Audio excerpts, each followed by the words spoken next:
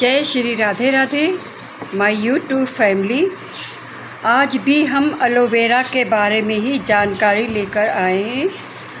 हमारे एक सब्सक्राइबर ने पूछा है एलोवेरा के बारे में ही कि एलोवेरा को किस तरह से खाना है और किस तरह से तेल में पकाना है। सबसे पहले बात करते हैं एलोवेरा को किस तरह से खाना है। अगर आप बिना छिलका उतारे खाते हैं, बिना पानी में डाले खाते हैं, तो ये बेहद कड़वा होता है। ना तुरंत खाना है, ना छिलका समेत खाना है। एलोवेरा को एक रात के लिए क्या बल्कि 24 घंटे के लिए इसको छीलकर पानी में डाल दीजिए और दूसरे दिन सवेरे इसका छिलका एलोवेरा को चाहे मिक्सी में पीस कर खाएं, चाहे ऐसे ही खा लें। और ये बहुत फ़ायदेमंद होता है, एक नहीं अनेक चीज़ों के लिए। अगर आप जीवन भर एक एलोवेरा का पत्ता 6 इंच का एक पत्ता होता है, या समझ लीजिए कि 50 ग्राम छिला हुआ एलोवेरा का गूदा अगर आप खाते हैं तो ज़िंदगी में आपको कोई बीमारी नहीं होगी। दूसरी बात, एलोवेरा के साथ साथ आपको सुबह शाम चाहे सौंफ का पानी पिए, चाहे सौंफ खाएं। सौंफ खाने से इंसान उतना ही भोजन ग्रहण करेगा जितनी उसकी शरीर को ज़रूरत है। अत्यधिक भोजन वो नहीं खा पाएगा। अगर वो सौंफ रोज़ाना 1 चम्मच सुबह 1 चम्मच शाम को खाने के पहले खा लेता है या बाद में खा लेता है तो एक्सेस खाना नहीं खाएगा।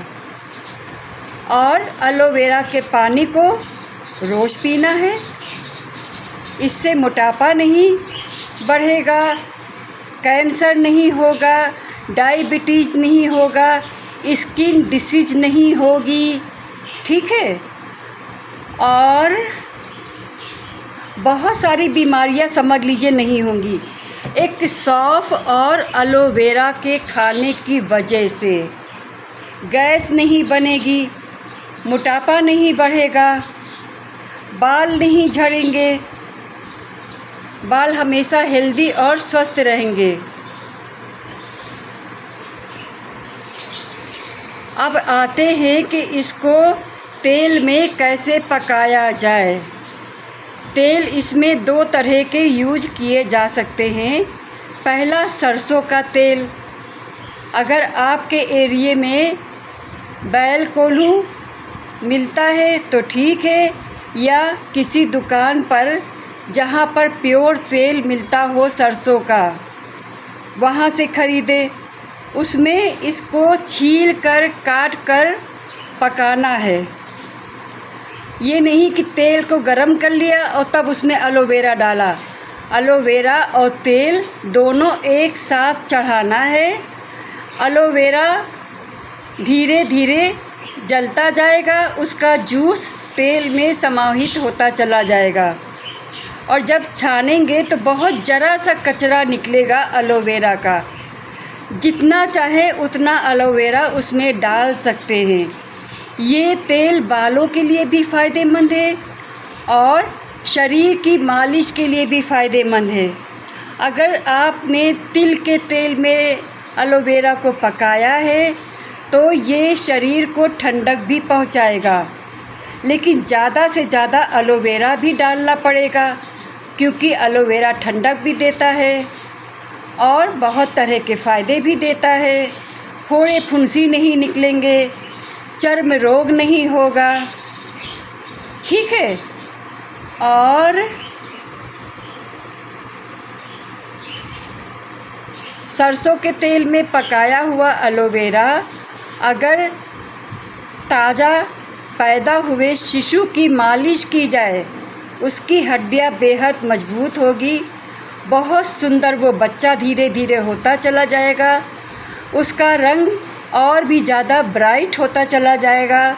बालों में अगर लगाया जाएगा, बाल सिल्की और मुलायम रहेंगे।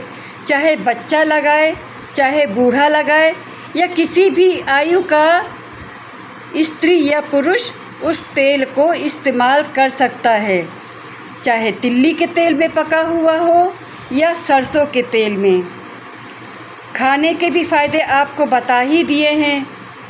हाँ, पर सौंफ को अपने दैनिक भोजन में ज़रूर इस्तेमाल करिए। जीरे का तड़का आप लोग देते हैं दाल में, उसमें आधा चम्मच सौंफ का भी तड़का मार दीजिए। दाल और भी स्वादिष्ट हो जाएगी। कोई भी सब्ज़ी बना रहे हैं, जीरे के साथ साथ जीरा पहले डालें। जब जीरा भुन जाए, सौंफ डालकर फिर कोई भी सब्ज़ी आप पकाएं। खाना बहुत जल्दी हजम होगा और शरीर को लगेगा भी। चलिए वीडियो का अंत करते हैं, फिर मिलेंगे अगले वीडियो में किसी अच्छी जड़ी बूटी के बारे में आपको जानकारी देने के लिए। जय श्री राधे राधे, जय पिताजी की।